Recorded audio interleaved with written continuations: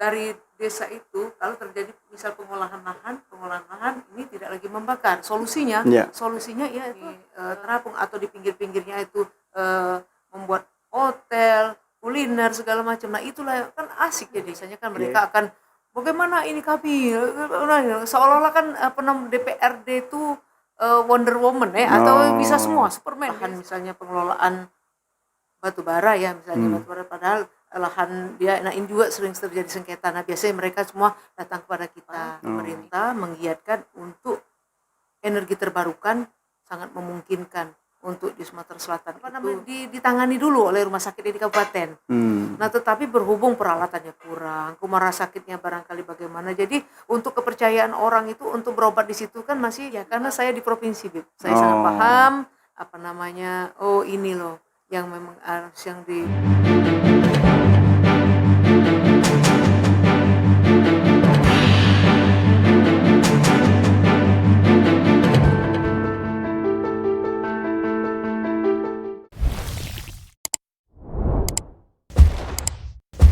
Bismillahirrahmanirrahim. Assalamualaikum warahmatullahi wabarakatuh. Waalaikumsalam warahmatullahi wabarakatuh. Jumpa lagi di Peace dan Has Channel dengan Ibu Kholdah, calon gubernur Sumatera Selatan. Amin.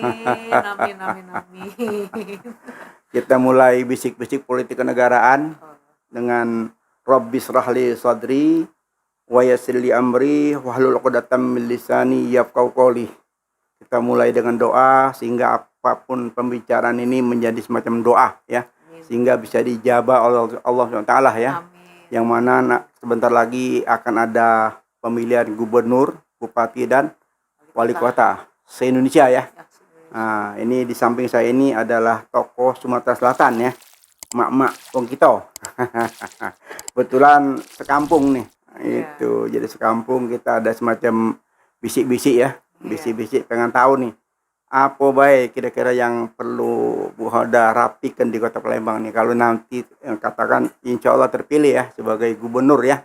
Insya Allah ya enggak apa-apa, kita mimpi kan musim mimpinya harus tinggi ya. Amin. Kalau yang lain mimpi presiden, kita gubernur jadilah kan. Terima kasih Beb. Iya. Sumatera Selatan itu terdiri dari 17 kota kabupaten. Kota Palembang itu merupakan salah satu dari 17 kota kabupatennya. Kalau kita lihat saat sekarang, mungkin Habib juga sudah lama tidak balik Palembang. Itu sudah banyak sekali terjadi perubahan-perubahan yang ada di kota Palembang. Kalau misalnya melihat untuk kegiatan pembangunan saat sekarang, memang ada beberapa hal yang sudah bagus, tapi mudah-mudahan bisa dibaguskan kembali. Bekerja sama. Tadi kan sekaligus pemilihan gubernur sekalian bupati wali kota. Jadi paket ya. Paket jadi sinergi. Sinergi itu agar bisa yang sudah baik mudah-mudahan yang diteruskan. Yang belum baik, nah itu akan yang diperjuangkan untuk kota Palembang. Permasalahan kalau di kota Palembang ya tidak ada lain masalah banjir biasa kan itu kan. Kemudian masalah persampahan, kemudian masalah kesejahteraan untuk mencari bagi UMKM juga di situ berpermasalahan. Tetapi di samping itu juga Bib, karena 17 kota kabupaten, karena kita bicaranya provinsi, saya ini kan kata Bib tadi kan 17 kota kabupaten berarti ada lebih kurang 16 kota kabupaten yang harus menjadi perhatian juga, bukan tertumpu di kota Palembang saja. Karena agar kalau di desanya sudah sejahtera kan nggak mungkin lagi lari ke Palembang. Nanti padat itu Palembang saat sekarang dengan jumlah penduduk yang lebih kurang 1.200.000 yang untuk ininya ya mata pilih yang untuk mata pilihnya, kemudian dengan yang berpenduduk lebih kurang 6.300.000 lebih untuk yang mata pilih yang ada di Sumatera Selatan. 6 juta lebih ya? 6 juta lebih.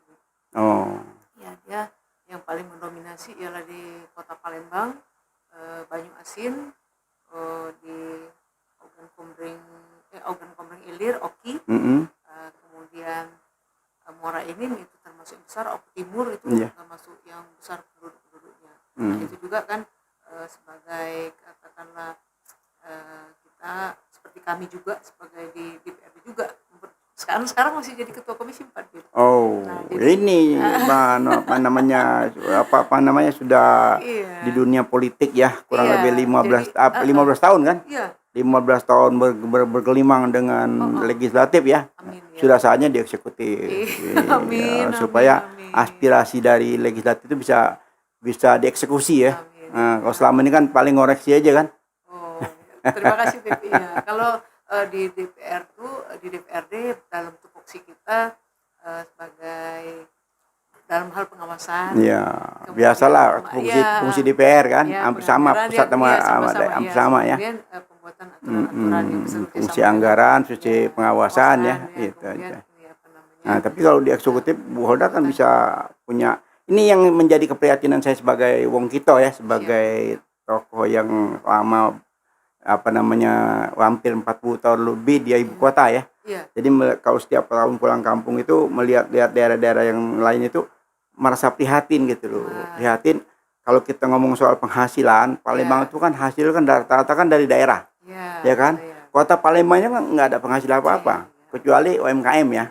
Pengusaha-pengusaha. Kemudian wisata-wisata kuliner, kemudian juga perhotelan. Ya, tapi kalau dibandingkan dari batu bara, dibandingkan dari karet dan lain-lain ya, belum lagi buah-buahannya, itu yang berlimpah luar di daerah itu kan luar biasa kan. Itu. Saya masih ingat waktu itu sepanjang Sungai Musi, mungkin Bu Hoda dikoreksi kalau saya salah. Sampai sekitar tahun 74 75 itu Sungai Musi itu masih menghasilkan potensi ikan dan lain-lain itu dari laut yang luar biasa. Sehingga sepanjang Sungai Musi itu orang banyak yang mancing, hidupnya dari hasil laut. Itu gimana Bu Hoda tuh? Jadi gini, Gep. Saya juga punya pemikiran. Mungkin kalau seandainya memang nanti kan kita tahu namanya berusaha ke depan, ada tagline-nya ekonomi hijau untuk Sumatera Selatan sejahtera. Ekonomi hijau untuk Sumatera Selatan sejahtera. Dimulai dari desa. Dimulai dari desa. Dusun kalau sana ya. Mulai dari dusun dengan sumber energi, sumber bahan baku yang sangat melimpah ruah, yang saat sekarang barangkali belum benar-benar termanfaatkan, apalagi saat sekarang misalnya di Sumatera Selatan ya Beb ya, selalu jadi perbincangan nasional apabila musim kemarau itu terjadi pembakaran yang menghasilkan asap. Nah, mungkin ke depan juga perlu kita pikirkan bahwa dari desa itu kalau terjadi misal pengolahan lahan ini tidak lagi membakar. Solusinya yaitu hasil dari pengolahan lahan tersebut menghasilkan kayu-kayu atau ranting-ranting ya Beb ya, semuanya itu bisa dimanfaatkan. Buat pabrik kertas ya? Selain bukan pabrik kertas, untuk pembuatan wood pellet dan chip pellet itu untuk biomasa, energi yang dari biomasa yang dihasilkan untuk campuran batu bara sebagai co-firing. Saat sekarang sudah di blend menjadi co-firing untuk mengurangi emisi. Itu menjadi menghasilkan energi juga, Beb. Nah, itu yang energi yang terbarukan kalau saat sekarang lebih keren itu kan. Energi terbarukan inilah yang sangat saat sekarang sedang dikembangkan. Energi yang ramah lingkungan, yang tidak merusak lingkungan. Kemudian itu ada terus sustainable, berkelanjutan. Karena itu bisa ditanam kembali, bisa dihasil kembali. Potongan-potongan daun-daunnya bisa dijadikan kompos, bisa dikembalikan lagi di tempat itu juga laku, juga sudah dijual di permintaan luar negeri itu sudah cukup banyak seperti negara Jepang, negara Spanyol, ada beberapa negara yang permintaan itu. Nah, kami lihat Sumatera Selatan akan kaya sekali ini dimulai dari desa. Nah, ini dengan mereka tidak membuang kotoran-kotoran itu atau jadikan sampah kan, kalau misalnya hasil dari pengolahan lahan tersebut. Nah, inilah jadi menjadi energi yang terbarukan. Saat sekarang kan mungkin kita lihat bahwa Presiden juga melalui Perpresnya kalau salah nomor 21 tahun 2022 itu sudah kita mengalihkan untuk menekan emisi yang terjadi di tahun 2060 nanti. Salah satunya ialah menggunakan energi terbarukan. Kalau energi fosil seperti batu bara itu kan lama pembentukannya, Bib. Itu juga lama dan tidak akan bisa kembali begitu saja. Itu akan habis. Kemudian lingkungan juga saat sekarang juga yang sudah barangkali luar biasa. Walaupun sekali. Masih banyak. Iya, walaupun masih banyak. Tapi kita sudah mulai mengantisipasi. Mengapa tidak kita sudah sedia payung sebelum hujan. Dengan kita tadi konsepnya ekonomi hijau untuk Sumatera Selatan sejahtera tersebut itu sudah bisa mengurangi pengangguran. Apa tuh gagasan Bu Oda kira-kira untuk mensinergikan antar kabupaten kota itu supaya ada semacam kerjasama sehingga menjadi satu kesatuan yang besar gitu. Sekarang infrastruktur deh. Oke. Nah, infrastruktur tuh memang harus benar-benar diperhatikan. Keinginan saya mungkin nanti kita mengusulkan juga dengan pemerintah pusat. Saat sekarang kan jalan tol gitu ya. Itu baru etapenya baru Palembang ke Prabu Muli. Prabu Muli belum lagi sampai ke Muara Enim, ke Lahat, ke Empat Lawang, ke Lubuk Linggau. Nah, kalau ini misalnya bagus semua, maka pengangkutan katakanlah hasil-hasil produksi pertanian itu akan lebih singkat. Dengan lebih singkat kan lebih murah gitu. Lebih murah. Selama ini kan akibat mohon maaf ya jalannya masih yang mana-mana bisa terbangun belum seluruhnya bisa terbangun dengan maksimal. Ya akibatnya kan mungkin salah satu penyebabnya mungkin lebih ke jalan tol, jalan nasional saja kali ya. Iya. Kalau jalan tol ini kan lebih ke bisnis ya. Jalan nasional ya. Kan kalau kita lihat jalan nasional kan lebih buat kepentingan buat rakyat ya. Nah, kemudian saya menggaris bawahi kata yang Habib tadi bahwa Sungai Musi yang dulunya itu ya. Nah, dengan adanya kearifan lokal, kemudian kita menggunakan, mohon maaf, untuk membangun katakanlah Sungai Musi itu untuk kembali ke yang ini, kembali ke habitatnya. Dengan ekonomi hijau ini, insya Allah bisa. Ya, itu kan kalau kita lihat kan penyebabnya kan semua sederhana ya, limbah ya. Iya. Nah, dari limbah itu mengakibatkan paut laut itu kan jadi punah ya. Nah, iya. Padahal dulu kalau saya ingat saya masih kecil, kalau sudah musim air pasang itu ikan dan lain itu dari daerah dusun itu air mengalir gitu. Jadi kita mancing luar biasa dapat banyaknya gitu ya. Ada kijing dan sebagainya, luar biasa biota laut yang ada di Palembang ya. Sehingga saya memperhatikan tuh kehidupan hampir semua keluarga itu sepanjang Sungai Musi itu semua hidup dari hasil itu. Mungkin juga kita bisa kalau misalnya Sungai Musinya bersih, mohon maaf pengangkutan misalnya bukan saja lewat darat, lewat laut juga bisa lagi kembalikan itu kan ini dengan kita mengundang juga para atau pihak ketiga kan akan tertarik. Investor pihak ketiga itu akan tertarik membuat suatu wisata, bikin terapung atau di pinggir-pinggirnya itu membuat hotel, kuliner segala macam. Nah, itulah kan asik jadinya. Jadi selama ini kita kan masih melihat tuh kan masih istilahnya kan masih pakai jukung ya. Iya. Nah, ini jukung itu sampai detik ini alat transportasi yang sangat efektif. Padahal kan itu kan sudah ketinggalan zaman berapa puluh tahun yang lalu ya. Ya kalau dulu kan kita lihat aja Sungai Musi itu merupakan Sungai Musi yang katakanlah sebagai alat transportasi kan zaman dulu ya. Ya mengapa enggak kalau misal memang ini bisa terrealisasi itu luar biasa bisa kembali. Ya itu kan pantai itu kan kalau sepanjang itu dibuat pantai kan luar biasa juga kan itu. Itu juga ada beberapa gagasan gubernur sebelumnya saya lihat itu mau dibikin pantai. Tapi ada itu sampai hari ini masih belum kelihatan ya. Ya karena mungkin ini saat sekarang kan kita juga sedang pemerintah Provinsi Sumatera Selatan sedang bergeliat terus kan untuk membangun pelabuhan-pelabuhan supaya mempercepat kalau misalnya ada komoditi atau hasil-hasil pertanian yang mudah misalnya untuk bisa dijual diangkut melalui pelabuhan mungkin nanti bisa ekspor. Nah ini juga pelabuhan menjadi salah satu kendala kita juga untuk menjual ke luar, apalagi saat sekarang kan kalau misal dari Palembang dari desa-desa itu kan berapa puluh kilometer itu kan kalau misalnya hasil pertanian itu kan bulky sifatnya ruah gitu kan. Nah itu kan memakan tempat kemudian biaya ongkosnya yang lebih mahal. Mungkin perlu diciptakan pelabuhan-pelabuhan yang terintegrasi semua. Itu yang saya lihat selama ini ya. Itu yang belum tersentuh ya. Atau mungkin tersentuh hanya sedikit ya. Yang kelihatannya ya. Nah ini bagus nih, emak-emak ya. Emak-emak kan lagi rame ya. Lagi berpolitik ria ya. Jadi sudah saatnya emak-emak punya gagasan-gagasan. Sepengetahuan saya itu Sumsel tuh belum pernah ada gubernur perempuan sepengetahuan saya. Betul nggak, Bu? Iya, Beb. Memang ya, benar, ya. Jadi kalau kita perhatikan ya dari zaman kapan ya, dari mulai kemerdekaan tuh belum pernah ada jadi gubernur sebagai perempuan. Kalau tokoh perempuan banyak. Ya kalau tokoh banyak. Tapi kalau yang memimpin Sumatera Selatan kayaknya belum pernah ada ya. Iya Belum ya. Jadi Bu Oda harus fight ini. Ini apalagi ada Habib ini kan. Karena sayang ya kampung kita yang harusnya sudah sekian puluh tahun sudah lebih maju daripada daerah lain ya, kita terasa tertinggal ya. Walaupun memang saya perhatikan 15 tahun terakhir ini kan banyak proyek, ada rel kereta api ya, lumayan banyak ya, ada juga semacam sana olahraga ya, Hambalang ya.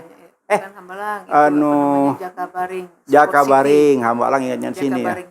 Jakabaring itu juga berfungsi cukup bagus ya. Ya mungkin kalau kita karena saya ini terus terang saja berapa kabupaten ya. Kalau untuk Musirawas, Lubuk Linggau, Muratara itu ya. Itu daerah kelahiran bapak saya dan saya juga dilahirkan di Musirawas. Oh, iya. Murah ya. Nah, pecahan Murah itu ada namanya Lubuk Linggau, kemudian Muratara. Ya otomatis keluarga besar masih. Saya juga lahir di Pedamaran. Nah, Pedamaran itu termasuk Oki berarti gitu. Oki ya. Kemudian di Kabupaten Lahat Pagaran Empat Lawang itu tempat aku mengaktualisasikan diri aku selaku anggota DPRD. 3 periode terpilih berturut-turut di sana. Suami juga dari sana. Memang ada sedikit dari Empat Lawangnya juga gitu kan. Jadi sudah berapa? 6 ya? 6. Ya itu udah patut dah Bu Oda tuh duduk di di eksekutif untuk mengembangkan ya keilmuan selama 15 tahun ya. 15 kan 15 tahun nggak tanggung-tanggung kan? 15 tahun. Hirup pikuknya apa aja Bu Oda tuh yang ada di provinsi DPD KPD provinsi apa aja hirup pikuk selama di itu yang menarik ya. Kalau hirup pikuk biasa aspirasi masyarakat yang tidak bisa kita perjuangkan, biasanya kan mereka akan bagaimana ini kami seolah-olah kan DPRD itu Wonder Woman ya atau bisa semua Superman dia bisa pokoknya simsalabim semua. Padahal tugas kita hanya memperjuangkan. Eksekusinya tetap kepada pemerintah, pada Pak Gubernur wakil gubernur di pemerintah yang ada ini. Karena sifat kita hanya memperjuangkan aspirasi-aspirasi masyarakat yang selalu dilindungi dengan tata tertib kita untuk turun memperjuangkan aspirasi masyarakat yang diwakili. Tapi kita setelah menjadi anggota DPRD seperti kami memperjuangkan 17 kota kabupaten gitu kan. Itulah karena biasanya dalam satu komisi itu terdiri dari kawan-kawan yang dari dapil-dapil lain juga. Dapil 1 misalnya ada di situ seperti ada dapil kami sampai 10 dapil ya Rebet ya. Misalnya di komisi 4 tuh pasti ada yang dapil perwakilannya kan di situ kan. Nah, ini jadi kan kami merupakan satu kesatuan. Perjuangan itu harus tetap kita lakukan. Nah, satu lagi hiruk pikuk ya masyarakat biasanya karena mohon maaf yang misalnya nggak bisa kebagian semua misalnya minta jalan nih kan anggaran terbatas yang bisa kami perjuangkan kan begitu. Nah, inilah yang suka masyarakat misalnya minta minta tolong diperjuangkan.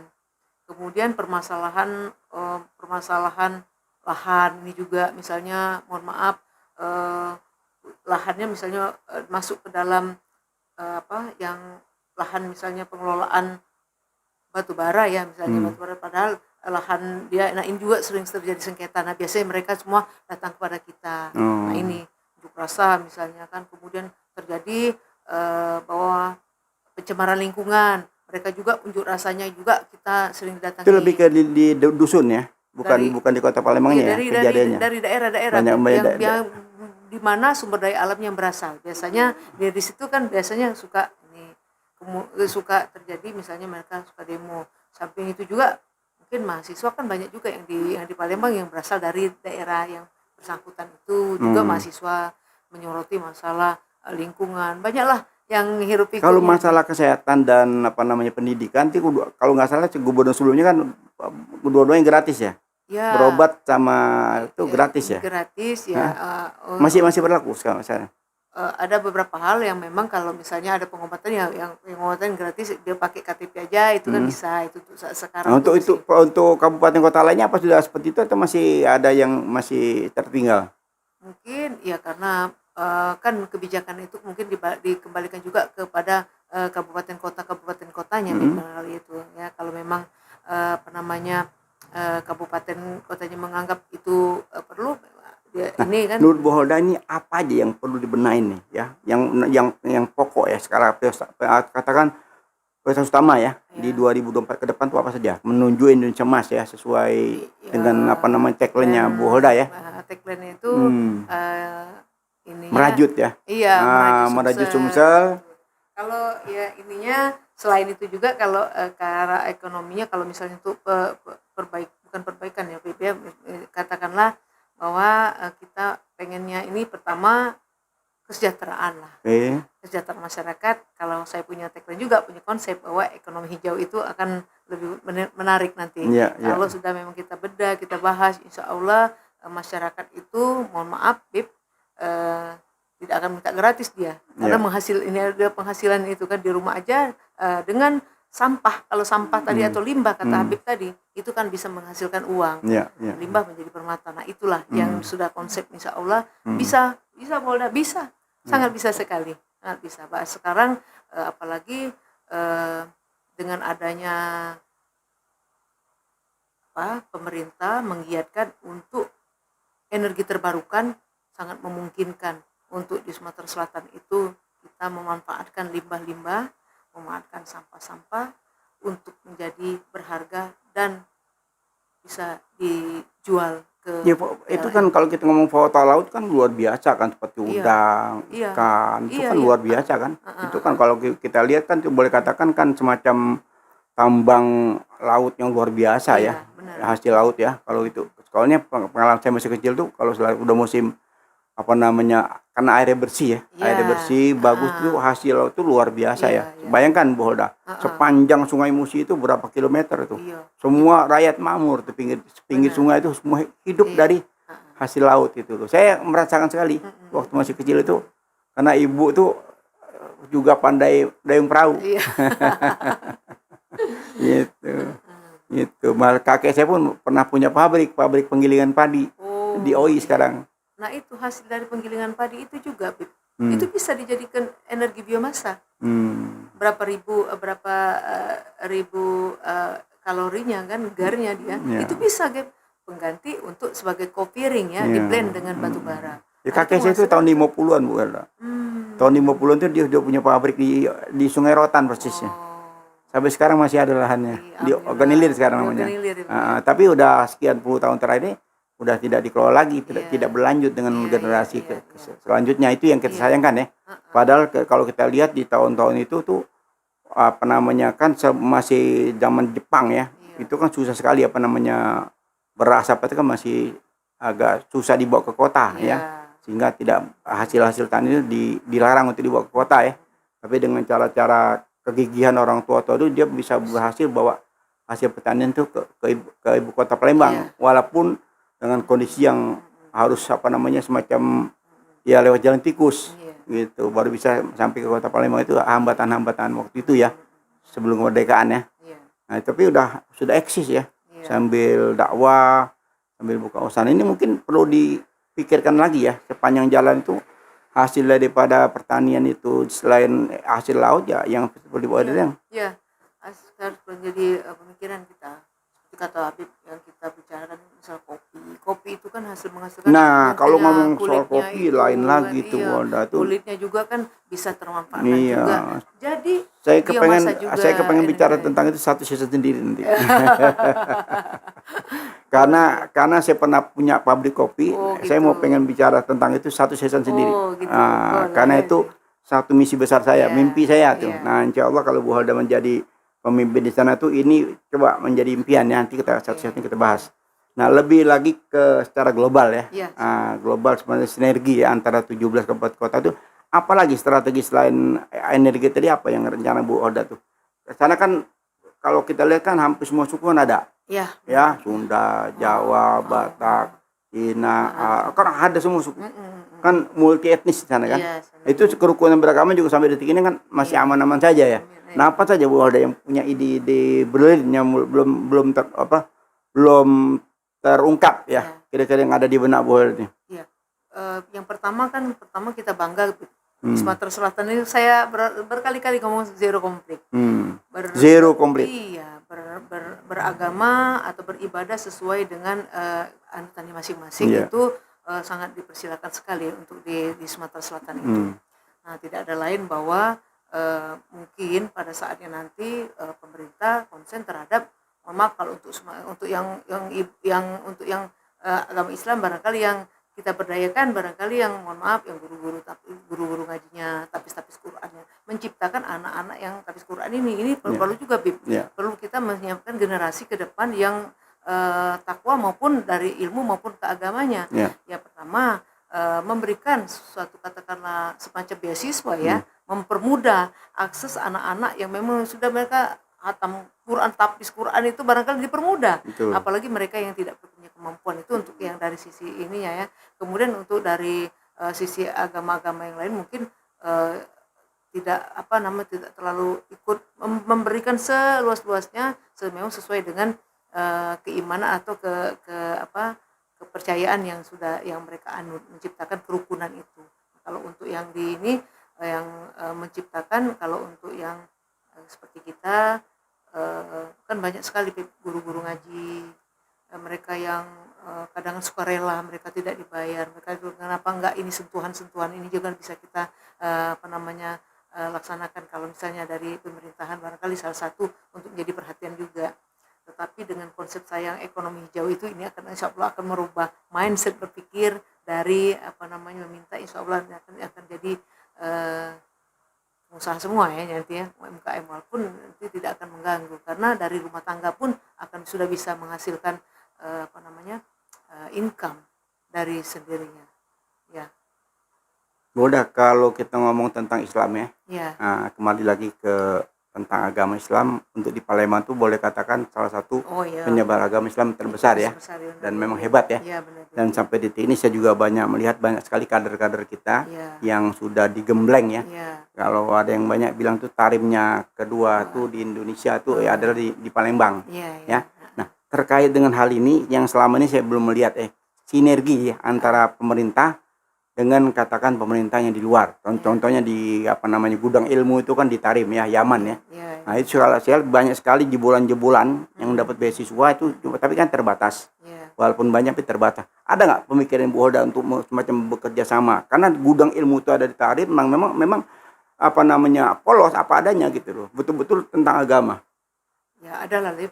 Ada ya. Kita karena apalagi Sumatera Selatan itu banyak sekali juga yang kore-koreannya juga bagus-bagus ya. Nah, di situ juga biasanya negara-negara luar itu kan membuka selebar-lebarnya untuk pertukaran pelajar atau kemudian anak-anak yang memang punya kemampuan untuk mendapatkan beasiswa. Saat ini sudah tersentuh belum yang barusan saya singgung tadi? Ya memang sudah. Belum kan? Ya memang barangkali sudah mulai berjalan ya, tetapi barangkali kenapa yang sudah ini kan kita maksimalkan lagi. Iya, tahun saya itu belum tersentuh dari katakan dari pemerintahan ya. Kalau dari swasta, dari itu banyak sekali yang mendapat beasiswa. Itu yang maksudnya itu mungkin Bu Hoda punya pemikiran ke depan tuh sudah harus pemerintah turun tangan gitu loh. Karena banyak sekali kader-kader kita yang digembleng sana tuh, dan bahkan dapat nama di sana. Karena yang berangkat ke sana tuh belajar itu betul-betul taat gitu loh. Sehingga tidak buang waktu, betul-betul belajar, dan pulang-pulang tuh sampai sini jadi mubalik. Dan cukup terkenal, disiplinnya luar biasa itu. Nah, itu yang saya perhatikan ya. Nah, kalau generasi saya dulu malah ketinggalan. Nah, generasi setelah saya yang banyak berangkat ke sana pulang-pulang tuh ya rata-rata sih menyebar agama tuh yang lurus ya. Sunnah wal jamaah, tidak ada niko-niko sana sini gitu loh. Itu yang saya lihat. Gitu. Ya, karena di kita juga kan sudah banyak sekali pondok-pondok pesantren gitu kan, di Salatiga, Tuan Habib itu kan, di Salatiga. Kemudian tempat-tempat lain juga sudah banyak bertumbuh kembang pesantren-pesantren. Kemudian kerjasama dengan negara luar juga, saya lihat juga ada sekolah-sekolah yang dari Al-Azhar. Mungkin pemerintah lebih untuk ini lagi gitu kan, supaya kerjasama ke pihak luar bukan dari swastanya aja gitu kan, tetapi pemerintahnya juga ikut serta juga untuk dalam memperhatikan untuk pengembangan ilmu pengetahuan baik dari secara keagamaan ini. Kalau kesehatan apa Bu yang kira-kira ada di benak Bu Hoda tentang kesehatan? Apa yang perlu dikembangkan lagi? Kalau kesehatan begini, Bu, kita berharap bahwa di kesehatan itu untuk lebih membangun barangkali rumah sakit yang memang benar-benar yang baik rumah sakit Pratama ataupun rumah sakit yang memang dia ada di kabupaten kota tersebut. Karena gini, yang biasanya mengapa rumah sakit yang di kota Palembang itu penuh terus? Karena apa? Ada penyakit yang sedikit saja langsung dirujuk ke Palembang. Ya, Bib, ya, mohon maaf, bisa padahal di daerah tersebut rumah sakit itu masih bisa ditangani dulu oleh rumah sakit di kabupaten. Nah, tetapi berhubung peralatannya kurang, kumara sakitnya barangkali bagaimana, jadi untuk kepercayaan orang itu untuk berobat di situ kan masih agak kurang ini. Mungkin menambahkan insentif juga bagi dokter-dokter yang mau ke daerah-daerah. Nah, ini kan biasanya dokter kan nggak mau ke daerah-daerah tuh. Dokter itu biasanya kan ke kota-kota besar. Sementara rawan penyakitnya ini dengan ketidaktahuan masyarakat yang ada di kabupaten kota, apalagi tempat-tempat terpencil. Kalau memang dibangun rumah sakit yang katakanlah yang bagus-bagus, yang memang yang memberikan kepercayaan kepada masyarakat kalau berobat ke sana, berarti kan masyarakat tidak akan lagi jadi minimal Bu Hoda harus membangun 17 rumah sakit ya di seluruh kabupaten kota ya. Bagus-bagus. Ya kan mesti tarik gitu kan. Iya. Kalau selama ini hanya ada rumah sakit umum dan rumah sakit caritas kan yang cukup dikenal ya. Sekarang sudah harus ada di seluruh kabupaten kota itu punya rumah sakit besar ya. Karena ya mungkin ya ini juga yang salah satu kenapa kalau saya lihat sebagai kami juga, karena sering masyarakat tuh Polda minta tolong ada kamar nomor sekian kan, padahal di situ penuh, Beb. Kita sudah kontak rumah sakitnya. Memang penuh, saya juga merasakan, saya tahu persis pernah lama di sana, jadi walaupun setahun kali pulang saya mengikuti perkembangan ya, memprihatinkan ya tentang kesehatan ya. Walaupun jadi, kesehatan gratis, tapi perhatian masyarakat tentang kesehatan itu masih minim ya. Iya, jadi tadi kan kita mulai dari desa dulu. Kalau misalnya di daerah atau kabupaten ada rumah sakit yang mumpuni, yang memberikan pelayanan yang layak, yang bagus, kemudian memberikan keyakinan masyarakat untuk berobat ke sana, kan nggak mungkin ke sana. Ke Palembang, numpuknya kan di Palembang. Kasihan ketika mereka sampai ke sana nggak ada nggak ada kamarnya, nggak ada tempat, karena antrinya cukup begitu. Karena nggak nampung ya. Bayangin 17 kabupaten kumpul di satu di kota Palembang ya. Itu juga salah satu mungkin harus jadi pemikiran juga. Berarti ini mesti banyak lagi tenaga dokter yang harus direkrut ya. Makanya kan sudah membuka peluang bagi dokter, sudah tuh memberikan katakanlah supaya dokter itu mau turun ke kabupaten kota gitu kan, supaya ada betah. Barangkali kan kalau misalnya tadi masyarakatnya sejahtera, kemudian lingkungannya bersih, nyaman, enak, kan akan betah tinggal. Jadi banyak sentuhan-sentuhan yang dilakukan ya, masih luar biasa ya. Iya. Berarti berat juga Bu Hoda. Tapi dengan pengalaman 15 tahun di DPR mungkin nggak tanpa berat ya. Iya, karena saya di provinsi, Bib. Saya sangat paham ini loh yang memang harus yang harus menjadi pemikiran yang kita kedepankan. Ini dulu prioritasnya gitu kan. Ini yang sudah, karena 15 tahun, Bib, dengan pekerjaan yang sama, dengan membuat aturan yang katakanlah kita setiap itu kan terjadi perubahan, membuat aturan, kemudian dari bentuk pengawasan maupun dalam hal katakan penganggaran, dari sini kurangnya gitu kan, kita tahu karena sudah 15 tahun, Bib, sudah cukup lama. Iya, saya membayangkan kalau ujuk-ujuk orang yang tidak tahu Sumsel tiba-tiba jadi pemimpin, apa yang terjadi ya? Iya, dengan postur APBD yang begini, bagaimana untuk meningkatkan PAD juga kan kita kan bisa kejar, Bib. Dengan tadi saya ini tadi kan mulai dari BUMDesnya bergerak, mulai dari masyarakat yang bisa bergerak, itu kan akan akhirnya juga akan meningkatkan PAD, pendapatan asli daerah bagi Provinsi Sumatera Selatan yang selama ini barangkali pelaksanaannya belum katakanlah pengen maksimal lagi gitu kan. Apalagi barangkali nanti perlu juga diterapkan dengan sistem penganggaran yang budgeting ya. Nah, itu semua ini dengan website yang bisa diakses. Bu Hoda, di sana itu kan multi etnis. Ya, dusun-dusun itu kan punya karakter sendiri-sendiri bermacam-macam ya. Nah, itu menurut Bu Hoda apa kira-kira handicapnya untuk mengatasi masalah-masalah yang ini kan dibilang gampang-gampang susah ya? Apa yang mungkin konsep yang Bu Hoda punya tuh? Kayaknya sampai sekarang aman-aman aja gitu. Enggak terlalu yang ini kan, yang barangkali yang perlu kita ini kan mungkin pemerataan keadilan pembagian pembangunan barangkali ya. Nah, barangkali pembagian pembangunan barangkali di sini, tapi kan adil itu kan belum tentu sama, Beb. Iya kan, belum tentu sama, bahwa sesuai dengan peruntukannya masing-masing kan. Kemudian di situ juga karena dari aspirasi masyarakat juga kan diperlukan juga bahwa kami membutuhkan ini. Nah, inilah juga ada semacam katakanlah antara komunikasi yang lancar baik dari seperti anggota DPRD-nya, kemudian pemerintahnya, sosialisasi yang untuk kabupaten kota, program-program apa yang diluncurkan, misalnya dari pusat itu program-program apa yang diluncurkan langsung sosialisasi. Nah, kemudian apa yang dibutuhkan seperti jauh-jauh misalnya dana kur, itu kan sebagian masyarakat juga banyak nggak tahu dana kur itu apa. Nah, berarti kan pihak perbankan harus sosialisasi yang banyak-banyak tentang kur itu. Kur itu memang peruntukan untuk kur kredit usaha rakyat gitu kan, untuk bagi-bagi mereka yang UMKM itu ada doang, namanya doang, tapi realisasi di lapangan kan nggak ada. Ya kan, ada kur, ada macam-macam, tapi kan kalau kita lihat kan perbankan kan semuanya tidur ya. Jadi kalau kita memperhatikan ekonomi kecil ya, semuanya itu mereka betul-betul sumber daya itu dari masing-masing ya, tidak ada backup dari pemerintah ya. Selama ini ya. Mungkin saya salah, itu betul nggak? Jadi gini, pemerintah itu barangkali sudah pengen maksimalnya, tetapi mungkin keterbatasan anggaran untuk sosialisasi itu juga. Jadi tadi kenapa ada keterbatasan anggaran, sementara kan kalau kita lihat kan lumbung padi, lumbung pangan, lumbung batu bara, hasil bumi yang di sana berlimpah. Nah, itulah sebab perlu diciptakan suatu peluang-peluang usaha. Nah, kalau itu menjadi suatu peluang usaha, insya Allah ini kan tidak akan terjadi lagi yang gap itu. Nah, berarti peluang usaha ini kan terjadinya dari desa-desa, dan insya Allah juga kita terpikirkan juga ke arah situ itu. Kembali lagi ke penghasilan batu bara dan lain-lain, itu kemana sih?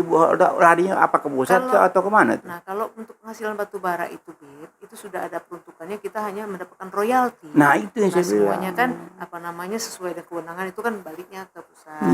Apalagi sekarang Sumatera Selatan itu nomor 5 Bib terkaya se-Indonesia loh. Iya. Penghasil kopi kalau nggak salah di kita nih Indonesia kan ketiga terbesar di dunia kan, kopi ya. Iya, nah saya juga prihatin ya.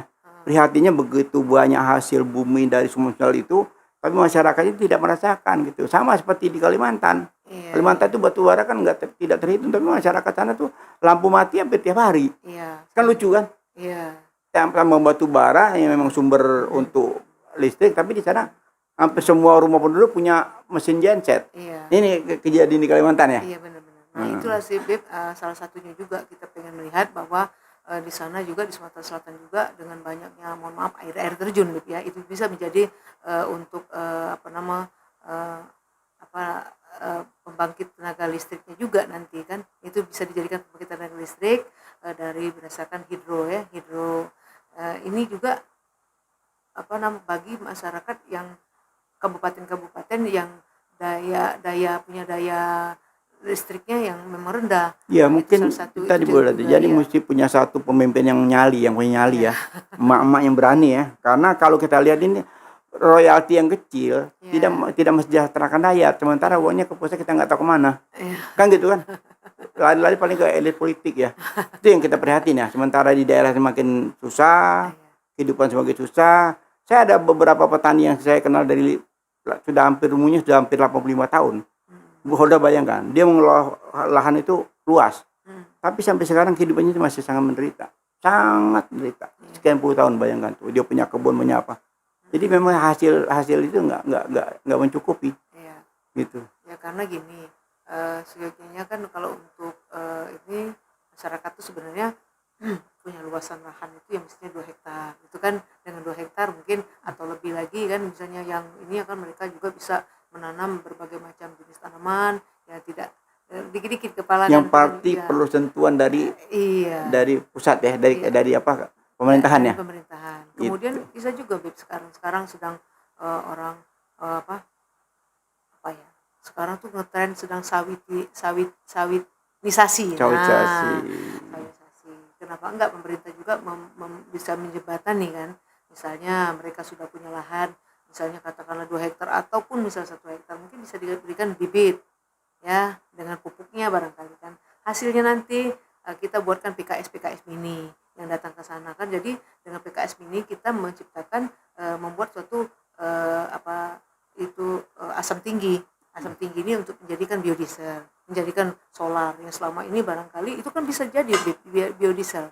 Nah, karena kalau dengan yang mini ini walaupun dia kalau untuk masuk ke perusahaan tersebut, kalau perusahaan kan di pabrik kan harus dia pakai bonggol, harus nggak terlepas dari bonggolnya. Tapi kalau misalnya yang PKS mini ini walaupun dia sudah masih berumur 15 hari, masih umur berapa puluh hari, masih bisa diterima. Semakin lama dia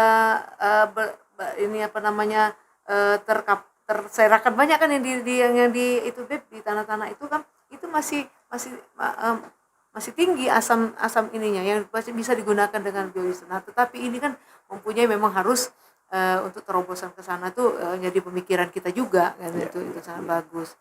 Ya, ini semoga mimpi Sumsel bangkit ya. Menuju Indonesia Emas ini dipimpin oleh Bu Holdani menjadi kenyataan ya. Insya Allah. Semoga bisik-bisik ini menjadi kenyataan ya, karena mimpi Bu Holdani luar biasa ya, sebagai putra daerah yang sudah 15 tahun berkiprah di dunia politik ya. Sekarang saatnya untuk bangkit ya, bangkit kembali untuk mensejahterakan Sumsel ya. 17 kabupaten ini ada semacam sinergi ya. Yang perlu dirajut kembali. Yang selama ini kurang bagus dibagusin, yang sudah bagus diperbagus lagi gitu ya. Termasuk penghasilan masyarakat ya. Yang sudah bagus kita lanjutkan. Iya, karena ya sebelum ini juga kan selama 10 tahun sebagai dosen gitu kan. Iya, cukup. Nah, ini nanti kita bahas juga nanti masalah banyak yang kita belum bahas lagi nanti. Kalau tadi udah tentang sedikit kesehatan, sedikit dari hasil pertanian. Nah, iya masih banyak kita nanti sorotin tentang pendidikan. Nah, tadi udah ada sebagian ya. Belum lebih detail lagi. Nah, itu juga akan kita pertajam lagi, karena saya juga melihat di Sumsel ini, khususnya Kota Palembang itu pendidikan itu tidak menjadi nomor 1. Yang saya alamin ya, bukan merupakan nomor 1, tapi kalau di dusun, daerah-daerah malah sebaliknya. Itu sepengetahuan saya ya. Karena orang-orang dusun itu, orang daerah itu putra-putranya itu harus jadi semua. Itu kenyataannya. Baiklah, bisik-bisik politik kenegaraan sedikit menyerempet tentang calon gubernur Sumsel ya. Amin. Untuk wong kita ini, Bu Holda ini salah satu putra terbaik ya, yang sudah lama berkiprah di dunia politik. Ini kalau sudah lama di dunia politik, duduk di eksekutif insya Allah lebih gampang ya, karena sudah mengalami semua hiruk pikuk ya. Hiruk pikuk bagaimana seni-seninya ya. Di pemerintah sudah apal semua Bu ya. Kita akhiri bisik-bisik ini dengan wabillahi taufiq wal hidayah. Wassalamualaikum warahmatullahi wabarakatuh. Waalaikumsalam warahmatullahi wabarakatuh.